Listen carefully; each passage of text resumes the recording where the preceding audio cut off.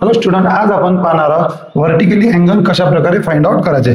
पहा, या ठिकाणी काय दिले आपल्याला, दोन लाईन या ठिकाणी पॅरलल दिल्या आहे आणि एक काय दिली आहे ट्रान्सफर. तर या ठिकाणी व्हर्टिकल अँगल कसा फॉर्म होते आपण ते पाहणार आहोत. तर लक्षात ठेवायचं विद्यार्थी मित्रांनो, कधी व्हर्टिकल अँगल ज्यावेळेस आपल्याला काय करायचं आहे, फॉर्म करायचा आहे, बनायचं असते, त्यावेळेस लक्षात ठेवायचं त्या ठिकाणी आपल्याला एक फिगर तयार होते. कशी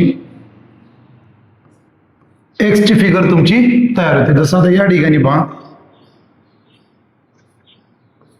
आणि अशा टाईपची आपली काय होते, एक्स ची फिगर या ठिकाणी आपली तयार होते. म्हणजे जसं आपण व्हर्टिकली अपोजिट अँगल जर लिहायचं असेल तर आपण लिहू शकतो अँगल ए बी सी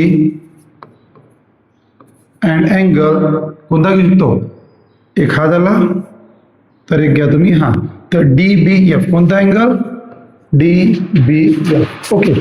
आणखी तुम्ही अँगल घेऊ शकता या ठिकाणी की जसा आता हा झाला तर तुम्ही या ठिकाणी हा सुद्धा अँगल घेऊ शकता, हा आणि हा.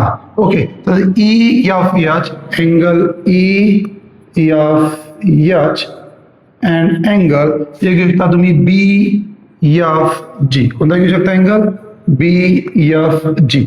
ओके.